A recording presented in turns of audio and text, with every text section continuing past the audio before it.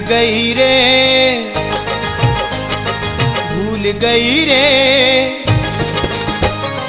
भूल गई रे हे भजन तेरा करना, भूल गई रे हे भजन तेरा करना, ओ भूल गई रे हे भजन तेरा करना, भूल गई रे हे भजन तेरा करना, ओ भजन तेरा करना, भजन तेरा करना, भजन तेरा करना, भजन तेरा करना, भजन तेरा करना, भजन तेरा करना। भूल गई रे, ओ भूल गई रे, हे भूल गई रे हे भजन तेरा करना, भूल गई रे हे भजन तेरा करना।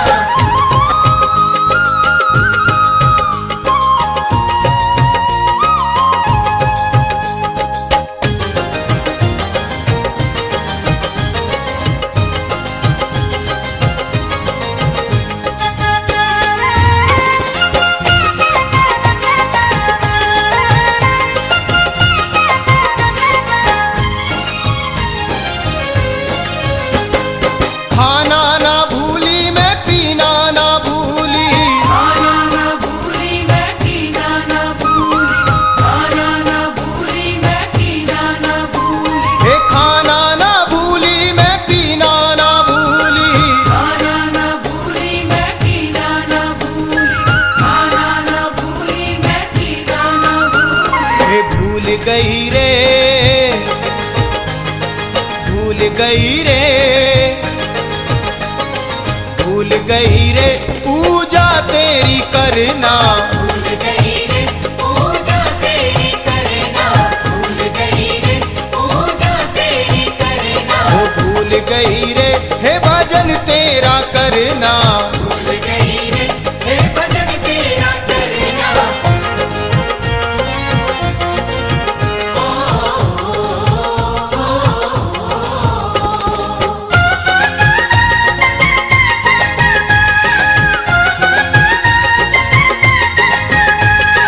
लड़ना ना भूली झगड़ना ना भूली, लड़ना ना भूली झगड़ना ना भूली, लड़ना ना भूली झगड़ना ना भूली, हे लड़ना ना भूली झगड़ना ना भूली, लड़ना ना भूली झगड़ना ना भूली, लड़ना ना भूली झगड़ना ना भूली। हे भूल गई रे, भूल गई रे, भूल गई रे कीर्तन तेरा करना, भूल गई रे कीर्तन तेरा करना, भूल गई रे कीर्तन तेरा करना, हे भूल गई रे हे भजन तेरा करना, भूल गई रे हे भजन तेरा करना।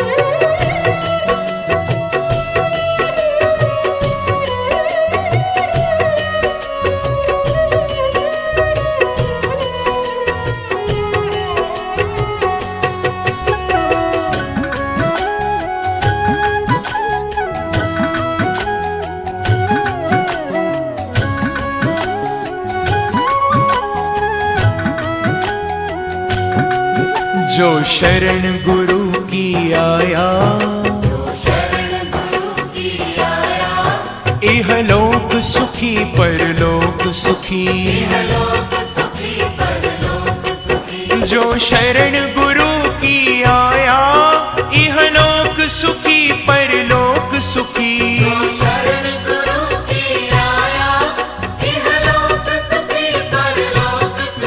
जिसने गुरु ज्ञान पचाया, तो इहलोक सुखी परलोक सुखी, इहलोक सुखी परलोक सुखी।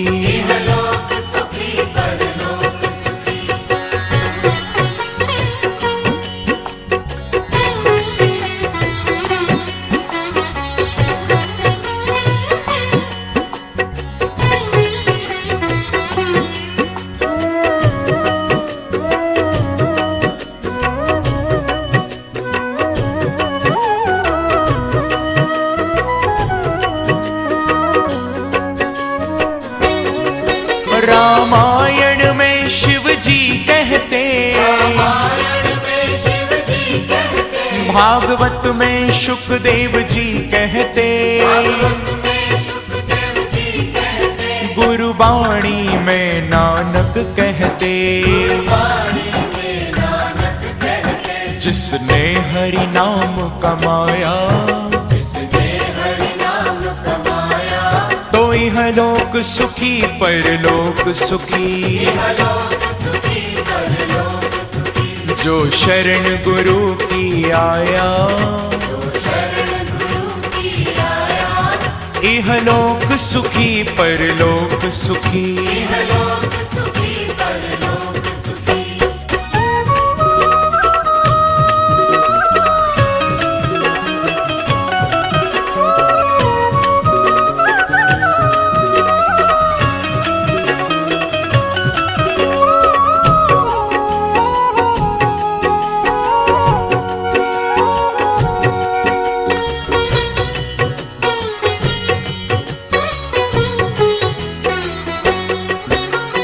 तार भय सब मिट जाए,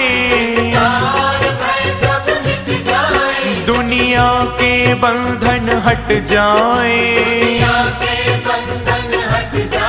संकट के बादल छट जाए। जिसने गुरु को अपनाया, तो यह लोक सुखी परलोक सुखी। जो शरण गुरु की आया, इह लोक सुखी परलोक सुखी।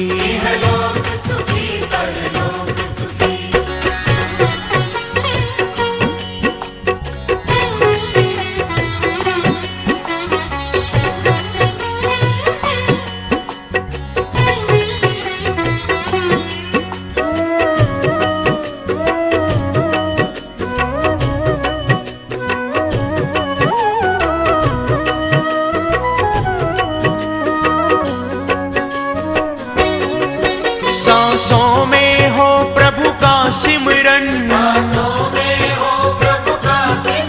और मन में गुरुवर का चिंतन,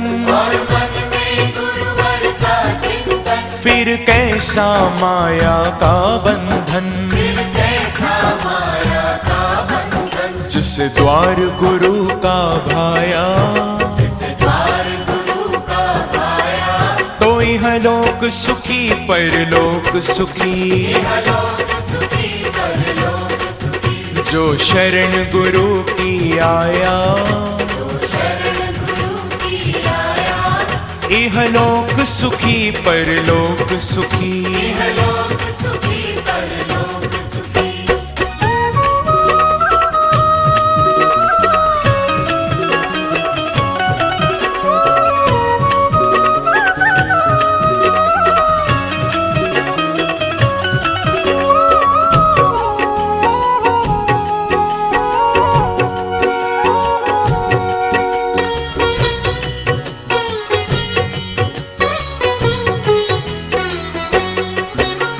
सत्संग में आ जाएंगे,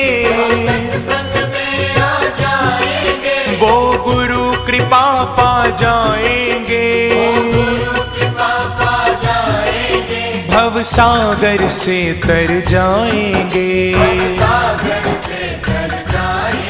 जिसने जग को ठुकराया, इह लोक सुखी परलोक सुखी। जो शरण गुरु की आया, इह लोक सुखी परलोक सुखी। जो शरण गुरु की आया, इह लोक सुखी परलोक सुखी।